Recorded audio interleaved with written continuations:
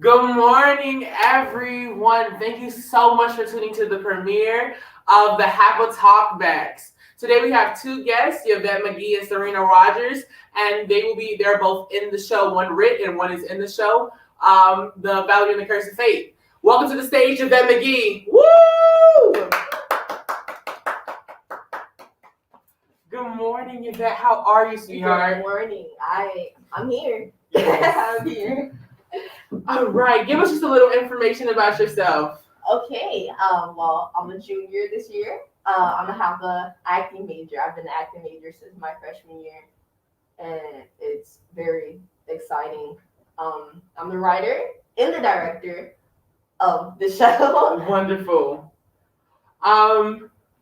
You're the writer and the director. That's so amazing. Like you're writing and directing the show. Like Yes. that's so cool to see from our generation, you know. Mhm. A little birdie whispered in my ear and told me that you were in a pageant. Yes. Yes. I currently hold the title for Miss Teen Indiana Petite. So I'm very proud of myself for that. Wonderful. And can you just give us a little info about this? Yes, so the USA Petite system is a pageant system for girls 5'6" and shorter. So it's girls a little bit on the shorter side, Yeah. who typically wouldn't win in a more national pageant, Mm-hmm. would prefer taller girls. Mm-hmm. So I got my title in June of 2020, Okay. and the pageant was supposed to happen in Chicago in October Mhm. of that year. COVID happened, did not happen. So it has been moved to this upcoming 24th. So 2 days after Valerie the Curse of Fate ends, I have to go to Milwaukee now to compete for the national USA Petite Team title. And I'm so excited.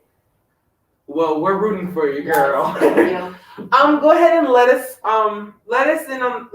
in on this show, Valerie and the Curse of Fate. Okay, so Valerie is my first ever production that I've ever written. Okay. So please treat it with care. Valerie is a high school sophomore. Okay. And she is cursed to see the future. Now, you may not think that's the curse, but with her, she sees everyone. The moment she meets them, she sees their entire life.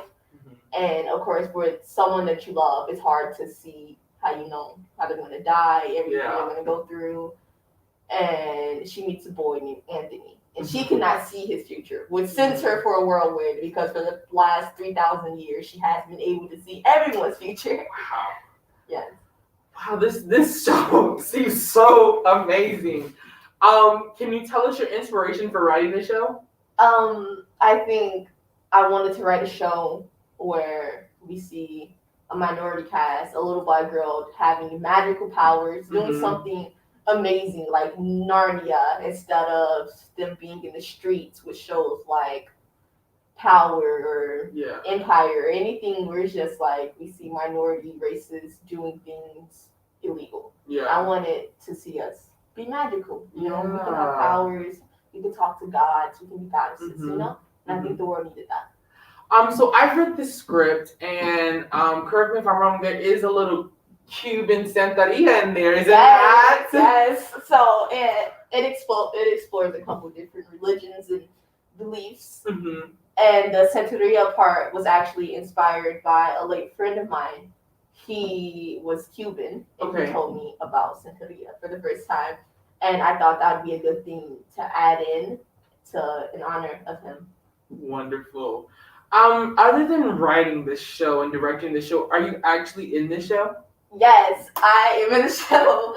I play Peony, which is Valerie's best friend and her first life. Now, originally, I had no plans on playing any character in the show, but sadly, the person that was cast for Peony, Soraya Jones, about a week into rehearsals, she went missing. Okay. And we tried to hold out for as long as we could as far as not recasting, but it had to be done.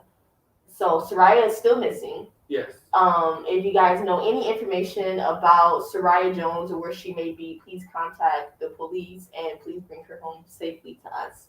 Please. This just sounds so. Correct me if I'm wrong. This show is written by a generation for a generation. Correct. Yes, I thought it needed authenticity. You know, it was a show.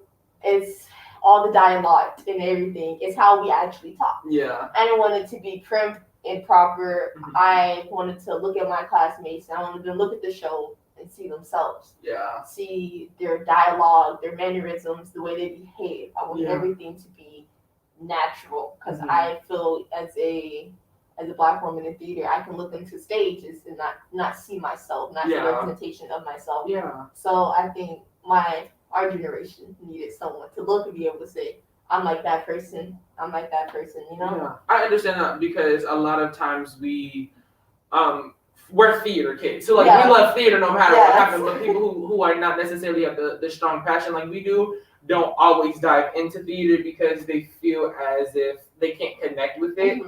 And this show really does connect the bridges between the generations. Yeah. And I love that. All right. Anything else you want to let us know about the show? I guess you guys are just gonna have to watch it and find out. All right. Thank you so much for coming. Thank you. Next, we're gonna have a monologue performed by Serena Rodgers, who plays Valerie in The Curse of Fate.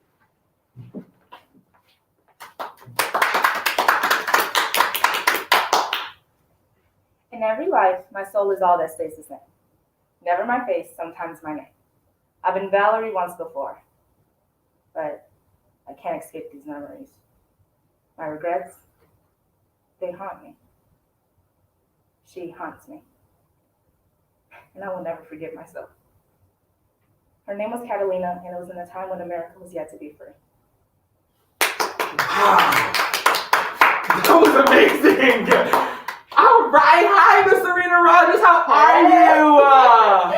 I'm good. How about Girl, you? I feel like I haven't seen you in forever. You haven't. Okay. Well, welcome to the show. Go ahead and give us a little information for those who don't know you. My name is Serena. I'm a junior. I've been in HAPA for 1 year. This is my third play, I think. I'm playing the main character. I play Valerie. And I'm really excited to watch it, honestly. Wonderful. So, give us a little information about how it feels to be a lead, especially in today's climate. Like, with everything going on and actually being able to perform in school and practice in school. Honestly, first of all, just the lead part, I'm really excited because I wanted this since I started HAPA. Wanted it so bad, and now I finally have it, and I actually have the chance to do it. So, of course, it's a lot because you have a lot of lines, of course, but like Jamarion said, being a theater kid, you can do anything to be a theater kid. You love it. But in this time where COVID is around and everything, it's harder because, we used to be able to do it in person, and we used to be able to see each other laugh, and see each other having fun and stuff, and now you have to do that all over a computer screen. Yeah. But with the cast, honestly, I love the cast. The cast still has fun even over a computer screen. It's not that hard. That's honestly the best part about shows is your cast. Yeah, it is so much fun to interact with other people with inside the show and have your little inside jokes that nobody understands except the people in the cast. That'd be the best part. So who is Valerie to you? Honestly, I relate a lot to Valerie. I see Valerie honestly as me. Like I said, Valerie is written in a modern day time. Yeah. And I feel like I relate to everything Valerie says. When Valerie is mad at Anthony for being this nonchalant guy, when Valerie's mad at Anthony for not being who exactly she wants him to be at that time, he's acting up. I've experienced all of that. It's high school, you experience boys who's doing this to girls, you experience girls who's doing this to boys and stuff. You just relate to the character, especially if you're in modern day. And I feel like, honestly, the part was in there wrote for me because I felt that. Wonderful. Oh my gosh. So you connected to Valerie on a whole deeper level. It's very spiritual. We love that. So we know how you connect to Valerie. But there's if you all didn't know, I'm actually in the show as well. I play Anthony's brother. And watching you grow in this show has been so amazing. Just seeing the way that when you first got this character and you developed it so much, what really inspires you? Because there's some really deep moments in there, and how do you like connect to those moments?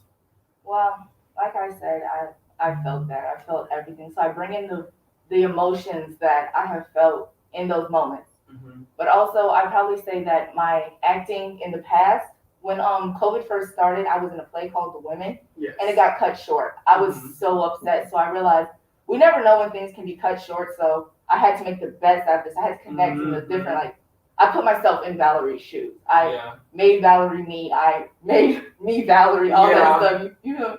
And so I just realized I can't let things get taken from under me again. I had to go off.